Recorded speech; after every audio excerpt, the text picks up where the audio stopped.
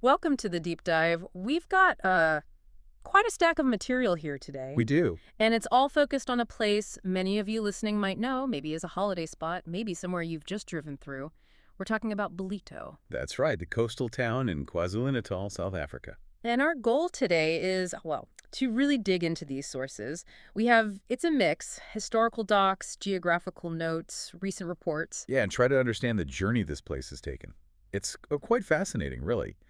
How did it go from what was basically a planned private township on a sugar farm, no less, Right. into this, significant North Coast hub it is today? It's a transformation that seems packed with surprises looking through this stuff. We'll get into honestly, the very unexpected origin of its name, Oh, yeah, that's a good one. why it's called the Dolphin Coast, and also just the sheer speed, the scale of its recent growth. Definitely. So let's jump in. Okay, let's start by getting our bearings. So, location. Where exactly are we talking about on the map? Okay, so it's right there on the KwaZulu-Natal coast. The sources put it about 40 kilometers north of Durban Mm-hmm. and 24 kilometers south of KwaDukuza. Right. And administratively, it falls under the Quatakuza local municipality. Correct, which is part of the bigger Ilembe district And municipality. it's on that stretch of coast with the well-known nickname. The Dolphin Coast, yeah. Yeah, And the sources are clear on why it's simply down to frequent sightings. Lots of dolphins, even whales apparently, right off that bit of shoreline. makes sense. There's also a neat little historical detail tucked away in the documents about identity. Did you see the bit about the old number plates? Oh, the NT plates, Yeah? yes. Before, what was it, December 1st, 2023, Yeah. vehicles registered there had NT, stood for Natal, specifically Lower Tugela, which is the river area just a bit north. Little reminder of the past right there on the cars. Exactly. Okay, so the origin story. This seems like maybe the most surprising part in these sources. This wasn't a town that just sort of grew, was Yeah. it? No, not at all. What really stands out here is that Ballito was a deliberate product, a planned thing, Right. founded quite recently, actually 1954. And it was a private township. That's key. Started by a company, the Glen Anil Development Corporation. Led by Dr. Edward Rubenstein, the sources say? That's the one. So essentially, it was a commercial venture right from the get-go, developed from scratch by a corporation with a very specific vision. And the name? Okay, this is one of those details that just, Right. wow. It wasn't local, not historical. Where did Ballito actually come from? This is brilliant. It was literally borrowed from an advert for hosiery. Stockings, you're kidding. Nope. Ballito Hosiery, made by Ballito Hosiery Limited, a company based in St. Albans, England. St. Albans. Yeah, the sources really highlight this. They just lifted the name from a, glossy fashion ad. That's incredible. It really says something about their approach from day one, doesn't it? Image, lifestyle, maybe even a bit of that sort of international flair. Precisely. And the land they picked for this whole project, originally just part of a sugarcane farm, Compensation Beach area, owned by a guy named Basil Townsend. And Glenn and Ill, they didn't hang about marketing it. The sources mention a really early ad, Sunday Tribune, 1954, basically calling for investors. Yeah, with land prices starting at, what was it, R790, which is about 395 South African pounds back then, Seems cheap now. doesn't it? And by 1964, the sources show they'd firmed up the town plan. Still called Compensation Beach initially, but with proper zoning. Residential bits, hotels, even a caravan park. It covered quite a stretch. Oh, yeah. From Willard Beach down towards Clark Bay, Salmon Bay, and taking in the area that eventually became Port Zimbali. They really pushed the holiday angle hard. There's mention of a brochure, Yep. that slogan. Yes, buy, build, and play at Ballito Bay, the Caribbean of the North Coast Central. Catchy. Right. Very evocative. And, well, it worked. The sources show it quickly became a really popular holiday spot. Still is, obviously. For South Africans, but also attracting foreign tourists. Yeah. Especially those heading up towards Zululand, the battlefields, that kind of thing. It wasn't just about the developers, though. The sources give little glimpses of the early community, too. There's a personal history book mentioned by a Jack Nash. Covers up to 86. That's right. It talks about some of the early pioneers, like a builder named Reg Fripp, and Jack Nash himself. He was the estate agent for Glen and Ill, Right. but also the chairman of the Publicity Association. So a perfect link between, selling the dream and promoting the reality. And there's a personal story about his wife, Gay Nash. Yes, quite poignant. Day Nash, who's actually Red Fripp's daughter, She's apparently the young ballet dancer in that original 1954 Sunday Tribune advert. No way. Yeah, holding a little ball. Ballito. It sort of connects the abstract name right back to the actual people involved at the very start. That's a lovely detail. So, given that sort of planned beginning, let's pin it down geographically. How do the sources describe Ballito's actual footprint on the Dolphin Coast? Well, they place it right there on the coast, obviously. Roughly bordered, it seems, by Shaka's Rock up north and then Zimbali down south. Okay. And when people say Ballito today, it's clear from the sources that it means more than just that original planned area, right? Definitely. The region's grown. It now includes specific suburbs like Ballito proper itself, Shaka's Head, the Umlali Gulf and Country Estate, Port Zimbali, and of course, Zimbali Estate. And it's also kind of swallowed up neighboring spots. Yeah, that's how it reads. Villages like Shaka's Rock, Salt Rock, Umplali, Sheffield Beach, Tinley Manor Beach, they're all sort of folded into the broader Ballito area now. Okay, so with that geographic spread, how's the infrastructure kept up? Especially with all the growth we'll get to.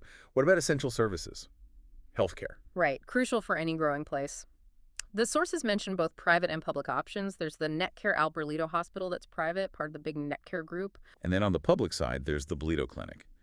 That falls under the main regional hospital in Quatucuza, the General Justice Kazenga Mpanza Regional Hospital. Used to be Stanger Provincial. Got it. And Yeah. getting around. Transport. Vital for access, yeah. The main artery is the N2 freeway. That's the North Coast Toll Road. Big off-ramps at Ballito Drive provide the primary way in and out. But there are other ways. Yes, there are alternatives. You've got the R102. That's untolled, runs more inland. It bypasses Ballito, connecting Umplali down towards Othongathi or Tongat. Okay. And then there's the coastal M4 that actually runs right through Ballito, becomes Ballito Drive, and then the Leo Boyd Highway. It's a more scenic route connecting down towards Umhlanga. And the sources mentioned some pretty major work on that N2 entrance recently. Oh, yeah, significant upgrades. They built a multi-level interchange to handle the traffic, widened Ballito Drive to 4 lanes, Wow. and importantly, added proper pedestrian walkways. Yeah. It's a clear sign they're responding to, well, just a lot more people and cars. And all this development, all these people, it obviously feeds into what the sources call the town's heartbeat, tourism. Absolutely. It's underscored as a really strong tourism economy. Mm-hmm. And it's not just beaches, though they're key. It offers other things, too, like a crocodile farm, microlight flights. Yeah. Adds a few more layers for visitors. Family adventure stuff. And accommodation seems widespread. Hotels, self-catering. Lots of options, yes. Yeah. But the beaches are still the main draw, you'd have to say. Along the main Ballito bit, you've got Willard Beach, that's flagged as the main swimming beach. Okay. Then Salmon Bay Beach, which is noted as non-swimming. Clark Bay Beach and Thompson's Bay Beach. And then, like we said, heading north, you hit Salt Rock, Sheffield Beach, Tinley Manor. There's also that promenade mentioned. Looks quite popular. Yeah, a 2.5-kilometer stretch right along the beachfront. Good for walking, jogging. Yeah. Makes the coast easily accessible for everyone. And it hosts a pretty major event, too, doesn't it? It does. The Ballito Pro Surfing Contest. Mm-hmm. Sponsored by Billabong now. It famously moved up from Durban. Used to be the Gunston 500 down there. Ah, I remember the Gunston. Exactly. Now it's the Ballito Pro. Happens every July. Draws big crowds.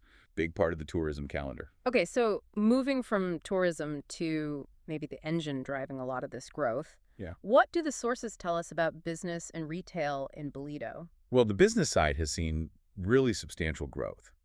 The standout feature is that large commercial business park right alongside the N2 freeway. And this isn't just like warehouses. No, the sources describe it as a full-service industry park. It's been specifically developed to cater to this growing business community that's choosing to set up on the North Coast. Interesting. And there's a regional body involved. Yes, Enterprise Ilembe, that's the region's investment arm. Their job is basically to push Ballito and the whole Ilembe district as a good place to invest. And of course, having King Shaka International Airport and the Dubai Trade Port just down the road. Yeah, that must have a huge impact. Definitely. The sources suggest it's been a major catalyst for Ballito's economic boom. And then retail. It seems Ballito has really become the place to shop on the North Coast. Absolutely. It's positioned itself as the dominant retail hub for that whole region. Serving quite a wide area then. Yeah, providing the main concentration of shopping centers, car dealerships, all those other amenities people need. The big one mentioned is the Ballito Junction Regional Mall. Right. Which, the sources note, is actually the second largest mall north of Durban. Only Gateway in Longa is bigger. That's quite something. And there are smaller centers too. Yep, complementing the junction. Yeah. The sources list the Ballito Lifestyle Center, the new Salt Rock Shopping Center, and Tiffany's Shopping Center as well. So plenty of options. So all these threads, the history, the location, the infrastructure, tourism, the economy, they all seem to converge on one really central theme in these documents: Mm. transformation and just massive growth. Yeah, the documents are very clear. There's been a significant and pretty recent population boom. And they pinpoint where a lot of this is happening. It's largely within these numerous secure, gated residential estates. Built on the old sugarcane farms, right? Exactly. That transition from agriculture to, well, high-density residential living is a huge part of the story. Zimbali gets mentioned as the largest estate, with Simbithi close behind. And this influx of people, residents, and visitors, it's driving other growth, too. Hospitality. Naturally. The sources mention lots of new hotels and resorts opening up to cater to the demand. And it doesn't sound like it's stopping. There are plans for more. Definitely. Future developments are mentioned. New schools, a whole new town center to try and consolidate things, a taxi rank, a larger clinic. The planning continues. And the physical result of all this growth is quite striking. The sources actually say Ballito, Shaka's Rock, Salt Rock, and Sheffield Beach have, what was the phrase, virtually merged into one long strip. Yeah, that's the quote. It really paints a picture, doesn't it? Yeah. Creating what the sources then define as the greater Ballito area. Which now includes places like Umhlali and Shakaskral Inland and Tinley Manor Beach further north. Exactly. It shows how that original, quite contained planned township has just radiated outwards and absorbed its neighbors. So wrapping this up, when we look back at this deep dive, we've really traced Ballito's story from this deliberately planned private township Named after stocking. named after stockings, yeah, built on an old sugar farm. And we've seen how it's morphed into this really dynamic major hub on the North Coast.